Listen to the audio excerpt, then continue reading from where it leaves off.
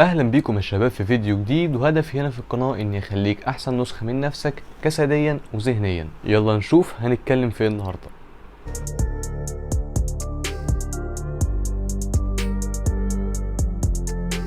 هكلمك النهاردة عن اهم مهارة بتفرق بين الانسان الفاشل التايه لانسان ناجح عارف هو عايز يعمل ايه. مهارة مش هتخليك مميز بس، لا هتخليك كمان من ال1% اللي بيوصلوا لاهدافهم بسرعة، وكمان بتخليهم يفرقوا عن الكل. المهارة دي ايه؟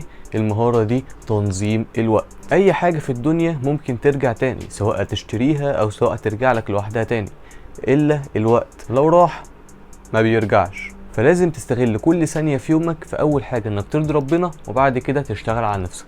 تعالى بقى النهاردة أقولك على شوية نقط هتخليك ماستر في تنظيم الوقت. حط أهداف واضحة، اعرف انت عايز ايه، حط الحاجات المهمة وانجزها، حط الحاجات اللي ليها أولوية، وده اللي هيودينا للنقطة التانية. حط دايما أولوية للأهداف، خلص دايما التاسكات الصعبة في الأول. لو انت طالب فالواجب والأسايمنت لو انت في جامعة هما الأولوية بتاعتك وأهم حاجة تعملها. إنما لو انت راجل كبير ومخلص شغل وشغال دلوقتي، فكل اللي انت عليك تعمله انك تشتغل من شغلانتك العادية، تخلص الفول تايم أو البارت تايم بتاعها، وترجع بالليل تشتغل على نفسك وتشتغل على طموحك. انما لو انت مرتاح في شغلانتك فصدقني ملهاش لازمه، خليك موظف زي ما انت طالما انت مرتاح. تالت حاجه معانا create a schedule. اتكلمنا 100 مره عن تطبيق تيك تاك، وقلنا اهميته في تنظيم وقتك وترتيب اهدافك على حسب اللي انت حاططهم. عن تجربه شخصيه نفعني فبعمل له سبونسور مجاني، جربه وهتلاقيه عجبك، وهسيب لك اللينك بتاعه في الديسكريبشن. رابع حاجه معانا لازم تقلل المشتتات. اعمل موبايلك على دونت ديسترب مود،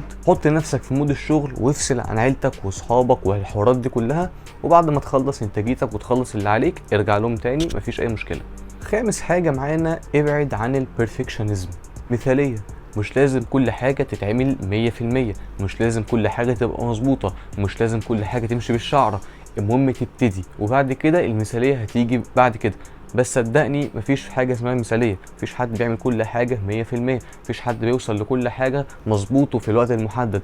كل حاجة لازم تاخد وقتها، بتبتدي ناقصة وبعد كده تكمل واحدة واحدة واحدة. وعشان انت بتتابعني فأكيد إنسان طموح، فمفيش حاجة هتوصل لها مرة واحدة، ولسه حاجات كتير قوي كل ما هتوصل هتعوز غيرها هتعوز غيرها هتعوز غيرها. سادس حاجة معانا اهتم بالفيزيكال والمنتال هيلث.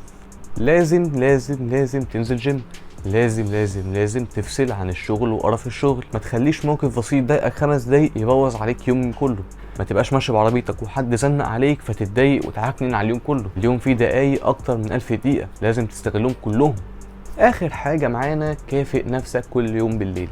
بعد ما هتعمل واجباتك وتخلص الاساينمنتس وتعمل التاسكات بتاعتك كلها في اليوم، تعالى بالليل وانت على السرير وخبط على كتفك وقول عاش انا عملت اللي عليا، وابدا يوم جديد. بس كده نبقى وصلنا لاخر الفيديو. لو استفدت من اي حاجه ما تنساش تعمل لايك وتشترك في القناه لو لسه ما اشتركتش، وتفعل زر الجرس عشان يوصل لك كل جديد. على ميعادنا الحلقه الجايه.